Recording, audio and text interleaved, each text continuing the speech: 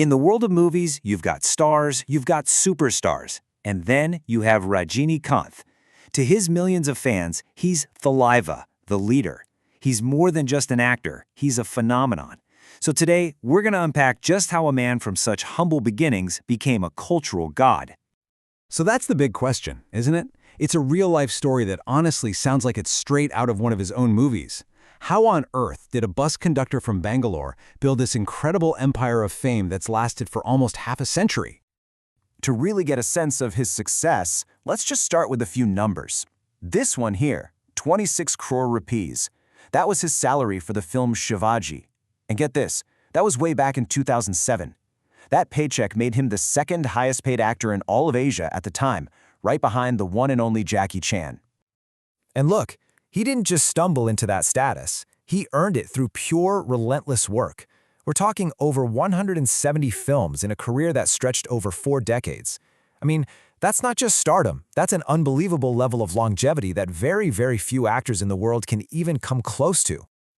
And his influence goes way beyond the box office. This number, 5.9 million, that's just his follower count on Twitter. It's really just a small peek into a massive global fan base that doesn't just admire him, they practically worship him. So, to really understand the anatomy of this superstar, we have to go back, way back, to the very beginning, long before the fame, the money, and the godlike status. Okay, so first thing you should know, and this might surprise some of you, Rajnikanth isn't his real name. He was born Shivaji Rao Gaikwad. He came from a Marathi family that had settled in Bangalore.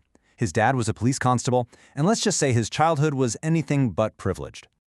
And when you look at this timeline, you see it's not just a career path, right? This is a story of pure grit.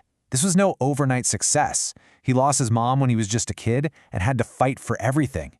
He worked as a coolie, a carpenter, and of course, most famously, a bus conductor, all before he ever stepped in front of a camera in 1975. And that struggle was incredibly real. I mean, listen to his own words here. He talks about the depth of his desperation back then. This quote, it shows a vulnerability that makes his rise to the top even more powerful. It's a pretty stark reminder that behind this larger-than-life hero was a young man who almost gave up completely. So, he makes it to the big screen, but how did he stand out? What was the secret sauce that turned Shivaji Rao Gaikwad, the bus conductor, into Rajnikanth, the superstar? Well, for one, he was nothing like the other heroes of his time. Well, his path was unconventional, to say the least. He didn't start out playing the good guy. Nope. For his first 2 years in the business, he only played villains. We're talking womanizers, abusers, you name it. It wasn't until 1977 that he even got his first positive role. But that edgy, anti-hero attitude, that raw charisma, that became his signature. He could steal the whole movie from the sidelines. And this is exactly how he just completely broke the mold. Think about the typical heroes of the 70s, usually fair-skinned, conventionally handsome, with these very polished acting styles. Rajnikanth was the complete opposite. He was dark-skinned, had average looks, and he replaced all that formal training with this electrifying charisma and unique style. He didn't look like a movie star. He looked like one of the guys sitting in the audience. And that right there is the key. This quote from a fan just nails it. The audience saw themselves in him. His real-life rags to riches story wasn't just some backstory, it was his appeal. He was living proof that anyone, and I mean anyone, could make it big. And that made him this incredibly powerful symbol of hope. But here's the thing. His on-screen persona is only half the story. To become a true cultural icon, you need more than just box office hits. Rajnikanth's legendary status is really held up by 3 off-screen pillars: spirituality, philanthropy, and humility. So first up is his deep spirituality. He's a devout Hindu and has been practicing Kriya Yoga for over 20 years, and he's open about it. He actually says, in his own words, that this practice is the secret to his power and his energy. It's a huge part of who he is. The second pillar is his philanthropy, and it's pretty extensive. He's pledged huge amounts of money for big national projects, he consistently donates for disaster relief, and get this, in a move you almost never see, he's actually returned money to distributors when his movies flopped. Even his fan clubs get in on the action, organizing things like blood drives and feeding the poor. And finally, the third pillar, his unbelievable humility. This might be what really seals the deal for his fans.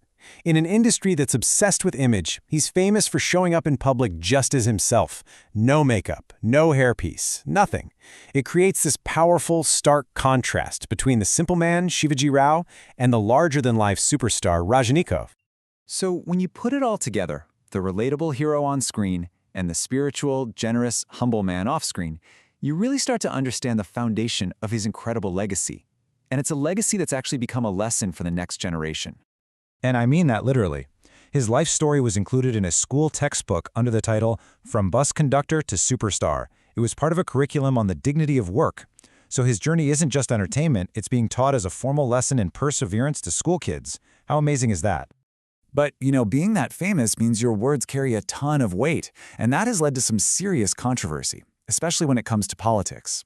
Back in 2020, he sparked a huge backlash over comments he made about a 1971 rally led by Periyar, who's a really important anti-caste social justice figure. Rajnikanth's claims were fiercely denied by opposition parties, but he refused to apologize, which just intensified the whole debate and fueled a lot of speculation about his own political leanings. And that all brings us to our final thought for today. Rajnikanth's stardom wasn't built on a perfect social media feed or a flawless public image.